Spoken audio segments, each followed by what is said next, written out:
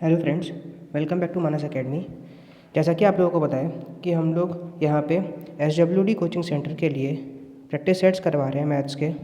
तो इसी क्रम में आज हमारा प्रैक्टिस सेट 5 होने जा रहा है, जिसमें हम लोग कुछ संभावित प्रश्न मिसेलेनियस क्वेश्चंस डिस्कस करने जा रहे हैं। तो चलिए शुरू करते हैं। अगर आपको ये सेशन पसंद आता है तो कृपया इसे लाइक, शेयर, कमेंट और सब्सक्राइब अवश्य कर दीजिएगा हमारे चैनल को। और आपको जो भी इसमें सुधार की आवश्यकता लगती है तो वो कृपया कमेंट करके ज़रूर बताया करिए, ठीक है। चलिए तो पहले क्वेश्चन की तरफ बढ़ते हैं।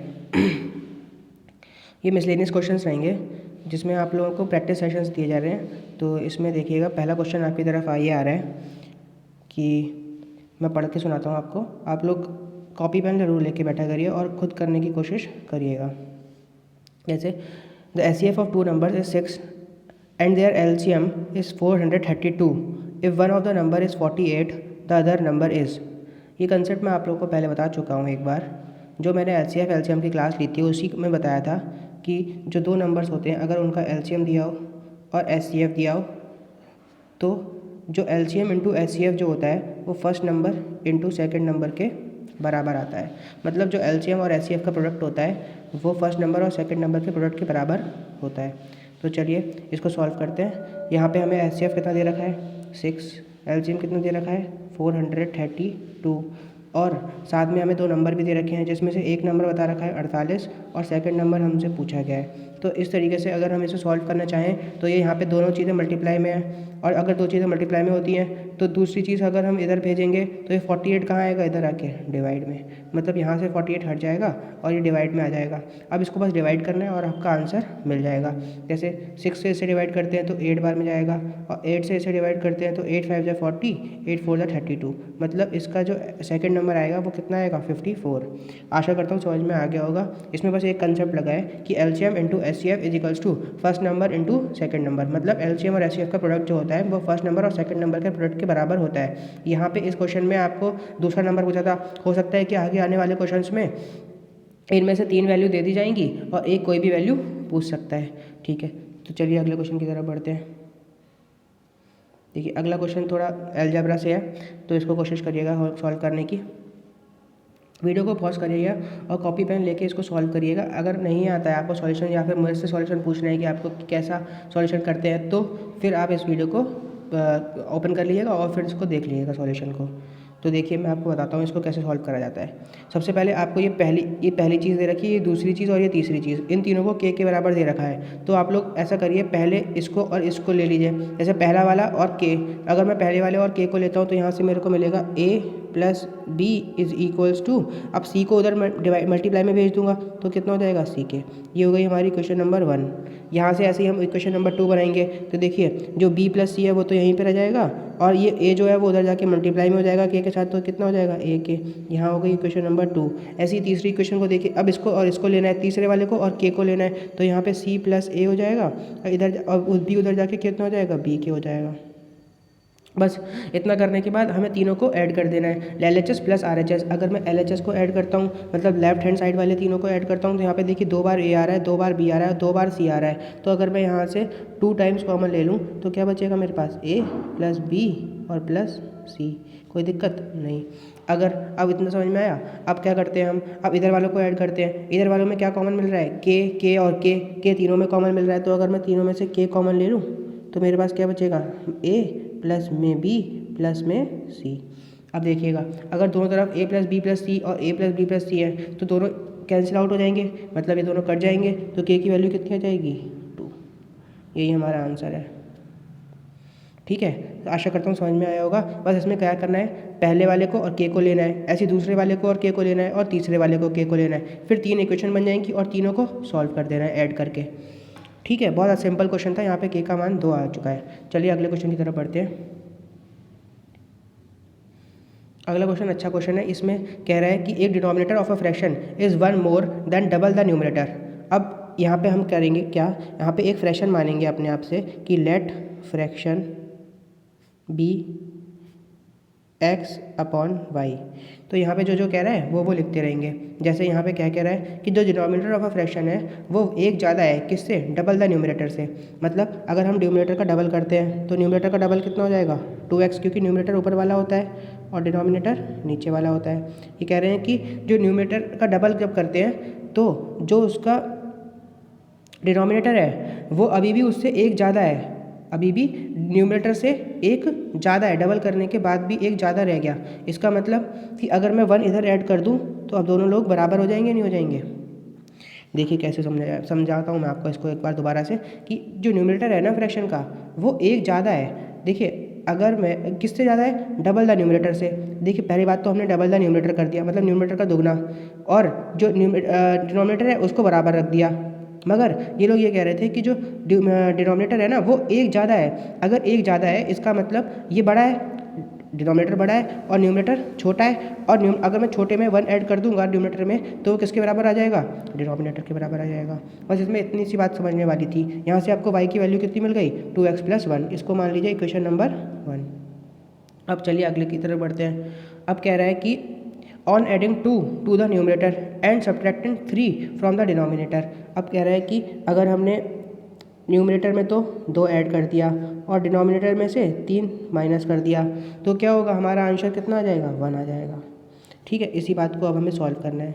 तो देखिए यहाँ से जो हमें पहली इक्वेशन मिली है ना वो इसमें पुट करनी होगी हमें। क्यों, क्योंकि यहाँ पे 2 वेरिएबल है और एक इक्वेशन है, तो 2 वेरिएबल और एक इक्वेशन तो ऐसे सॉल्व नहीं हो सकती जब तक हम यहाँ पे कुछ एलिमिनेट ना कर दें। मतलब कि y की जगह अगर हम x की वैल्यू में लगा दें तो वहाँ पे सब कुछ x में हो जाएगा और फिर सॉल्व करना आसान हो जाएगा, मतलब हमें वहाँ से x की वैल्यू मिल जाएगी। तो देखिए कैसे सॉल्व करेंगे इसे।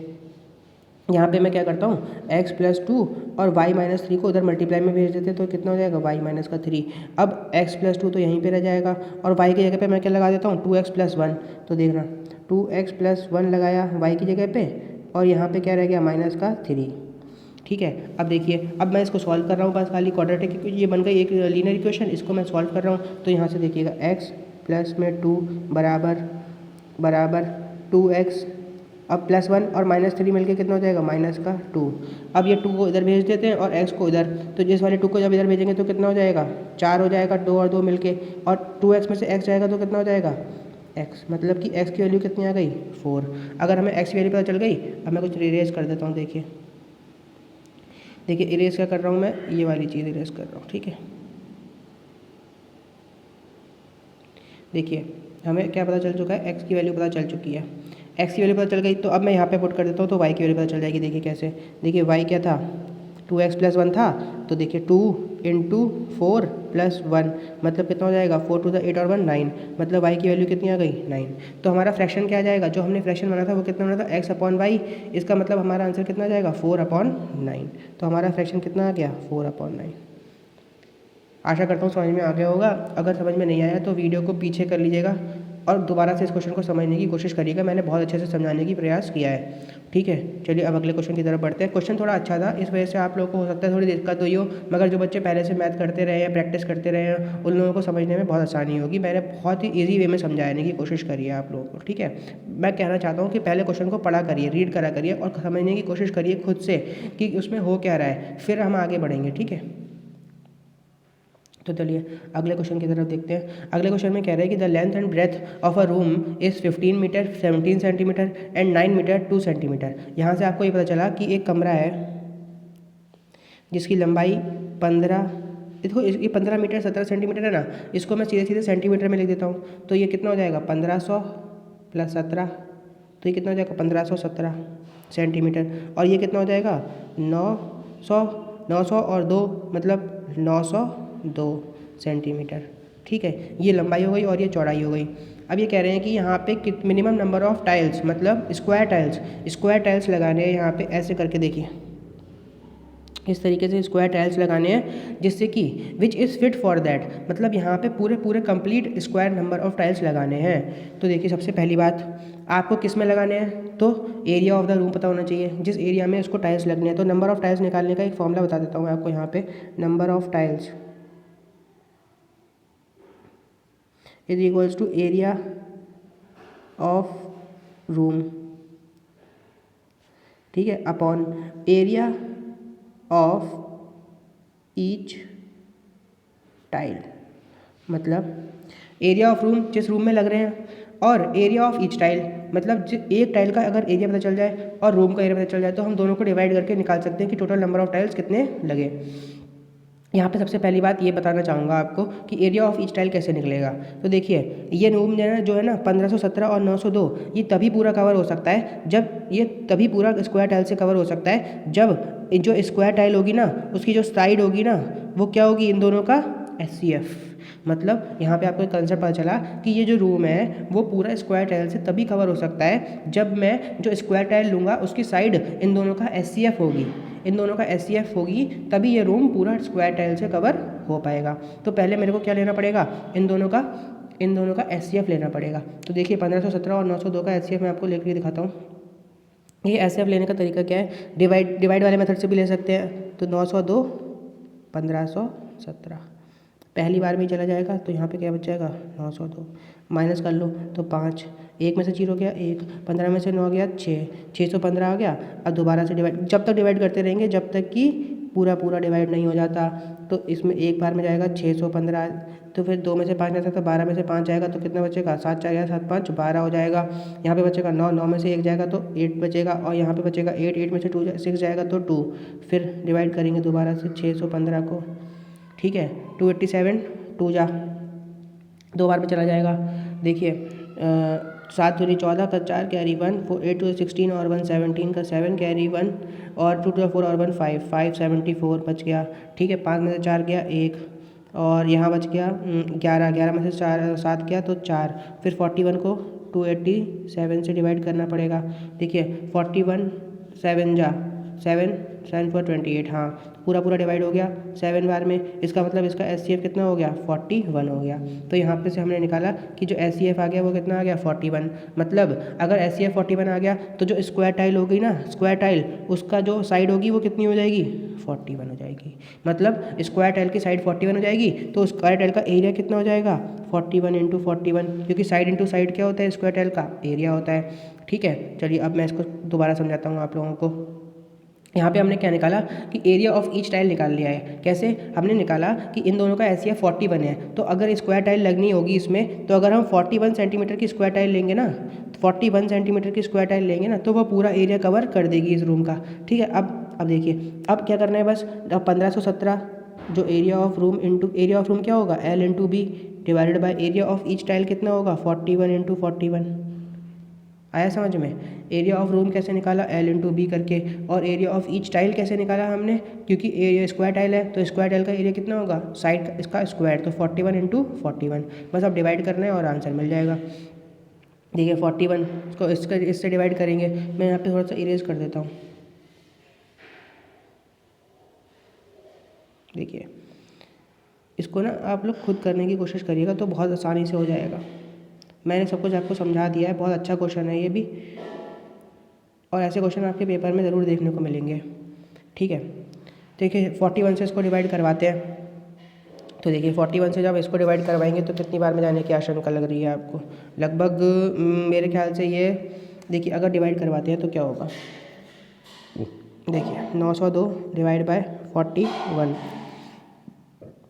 41 2 जा हो जाएगा तो कितना हो जाएगा 2, और 82 हो जाएगा। इसमें से जाएगा तो कितना बचाएगा दोबारा से 82, इसका मतलब 22 बार में चला गया ये। फिर 41 से इसको डिवाइड करवाते हैं। जब 41 से इसको डिवाइड करवाएंगे तो देखिएगा,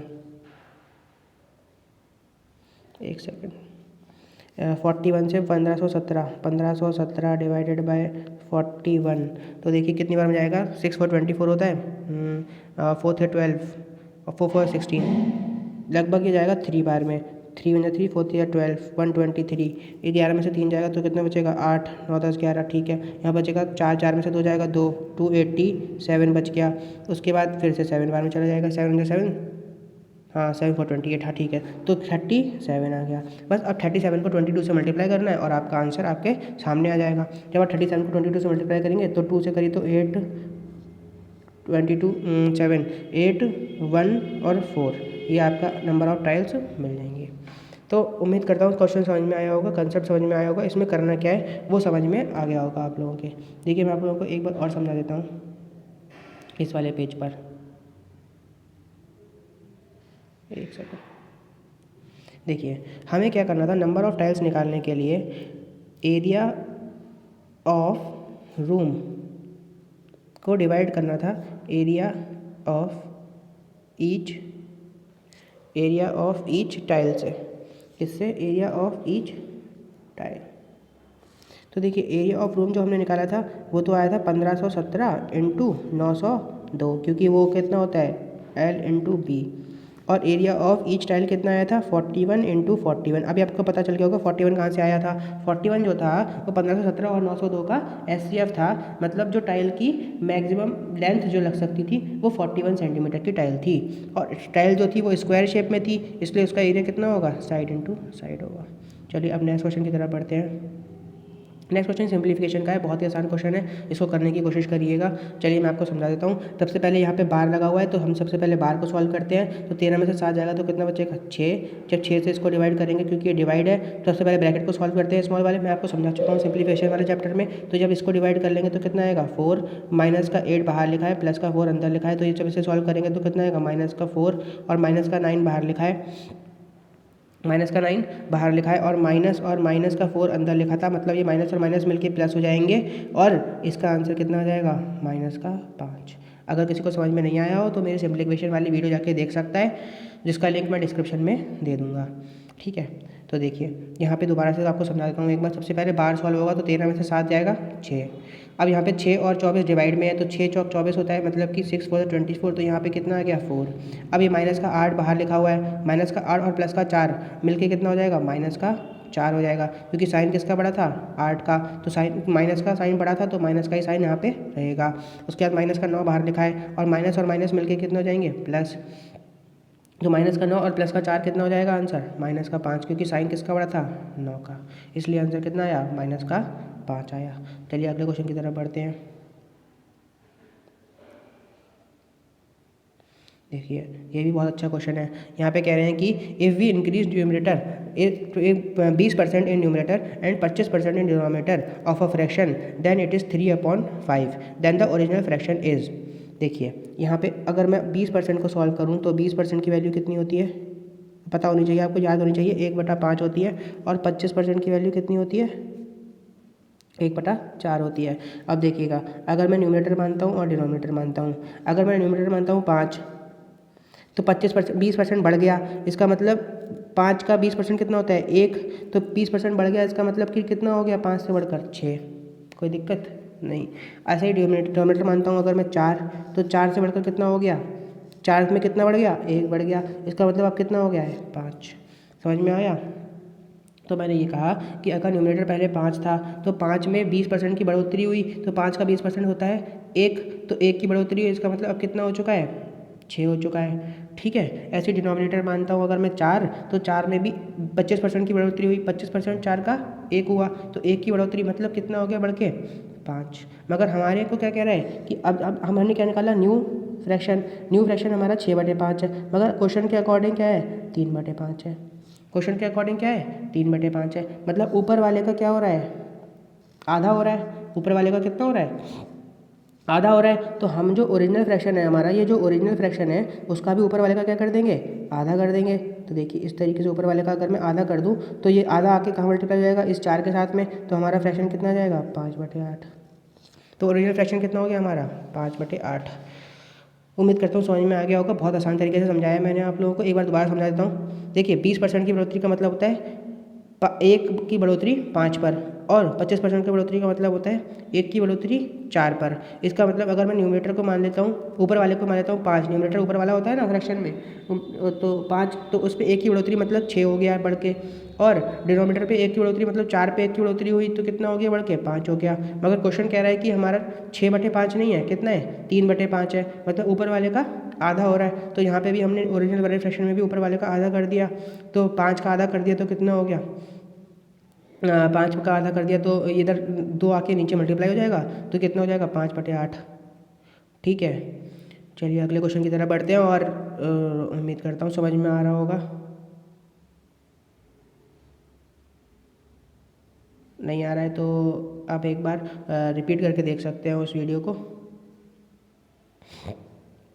अब अगले क्वेश्चन में ये है कि the difference and the product of two numbers are 5 and 36 respectively. Difference का मतलब होता है अगर मैं दो नंबर मान लेता हूँ तो उन लोगों का अंतर कितना है 5, और प्रोडक्ट का मतलब है मल्टीप्लिकेशन कितना दे रखा है 36 दे रखा है।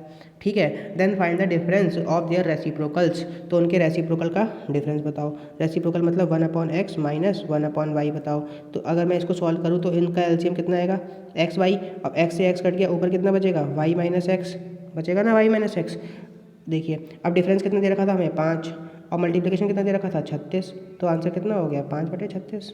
कितना सिंपल क्वेश्चन है ना ये तो समझ में आ गया होगा सब लोगों के, क्योंकि डिफरेंस कितना दे रखा है 5 और एक्स वाई की वैल्यू कितनी दे रखी है 36। बस पोटी तो करनी थी बस।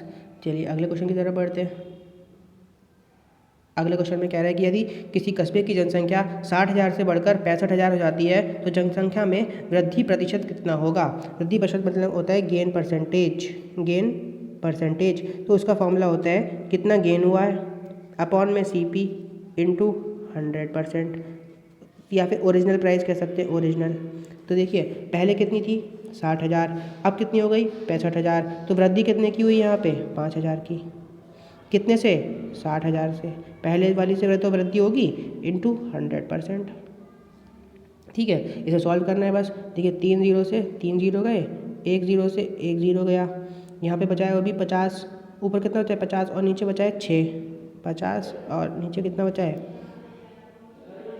6। ठीक है, अब इसे सॉल्व कर लीजिए। 2 से काटिए तो कितना हो जाएगा 3, और 2 से काटेंगे तो कितना हो जाएगा 3। 25 को 3 से डिवाइड कर दीजिए तो 25 डिवाइड बाय 3 8 8 या 24 बचेगा 1 पॉइंट लगा 0 बड़ा 3 3 9। देखिए हम जो डिवाइड कर रहे थे 25 को 3 से डिवाइड करेंगे तो कितना हो जाएगा 3 8 24 बचेगा 1 पॉइंट लगाया 0 बढ़ाया 3 9 बचेगा दोबारा से 1, फिर से पॉइंट लगाएंगे 0 बढ़ाएंगे तो 8.33% लगभग की 8.33% की वृद्धि होगी जनसंख्या में। तो आपको समझ में आ गया होगा। देखिए gain upon CP into 100%। Gain कितने का हुआ 5,000 का, 5,000 पर कितने पर हुआ है 60,000 पर इंटू 100%। तो ये आंसर हो जाएगा इसका। ठीक है, अगले क्वेश्चन की तरफ बढ़ते हैं।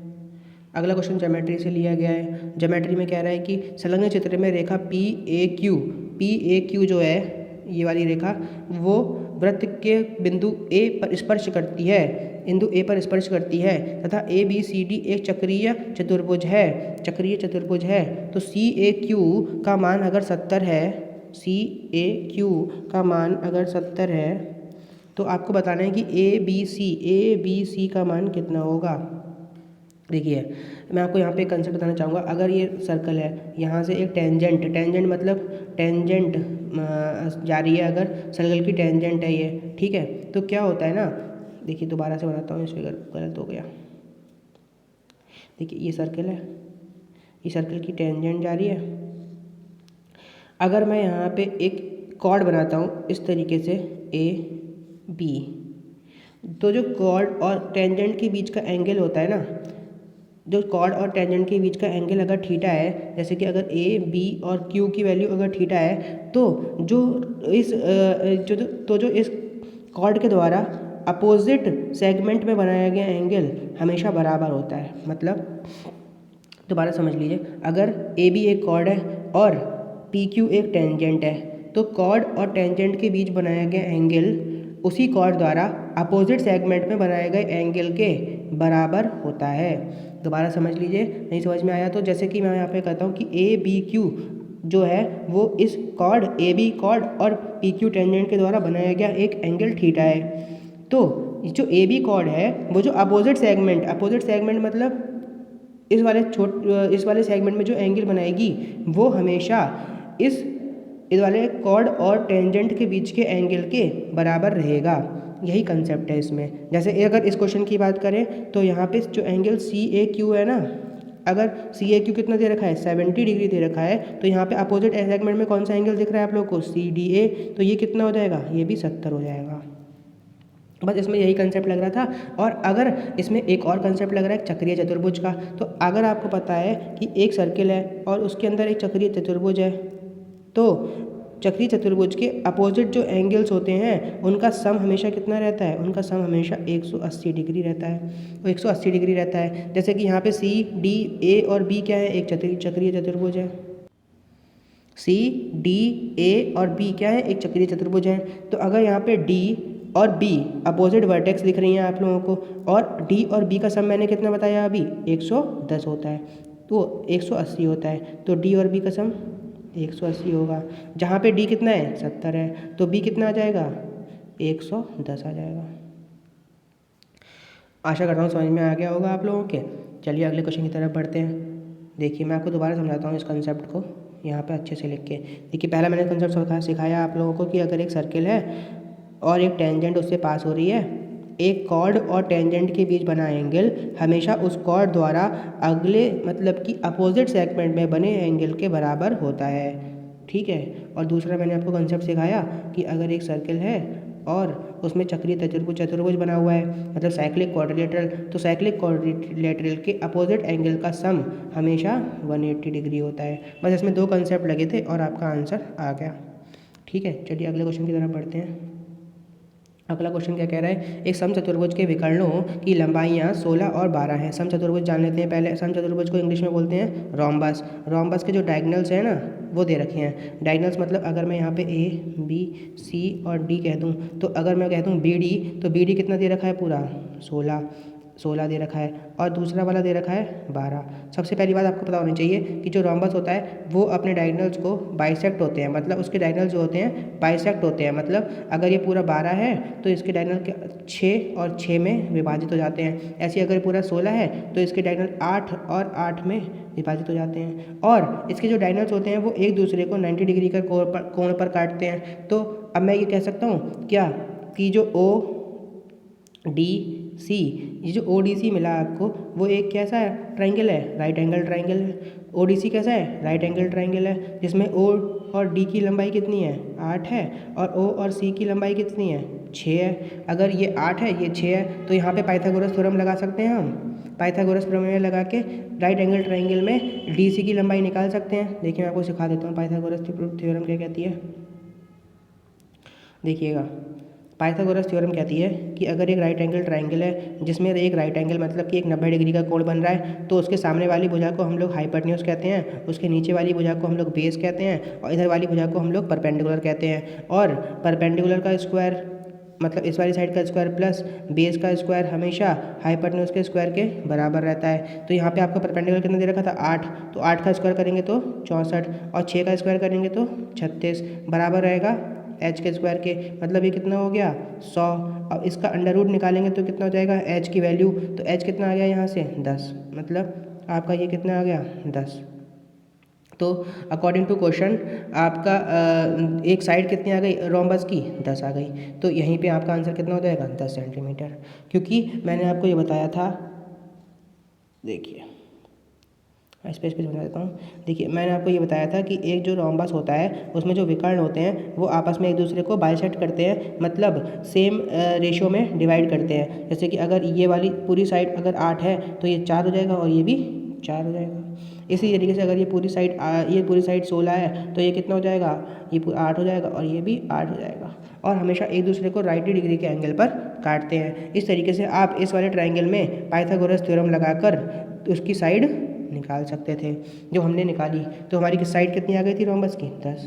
आशा करता हूँ आपको क्वेश्चन समझ में आ गए होंगे। थोड़े अच्छे क्वेश्चन लिए थे मैंने आज, जो पेपर में आने की पूरी संभावनाएं हैं। धन्यवाद। आप लोग को पसंद आया हो तो लाइक शेयर सब्सक्राइब और कमेंट ज़रूर करके बताइएगा कि कैसा लगा सेशन। उम्मीद करता हूँ कि आप लोगों को अच्छा लगा होगा। धन्यवाद, थैंक्स।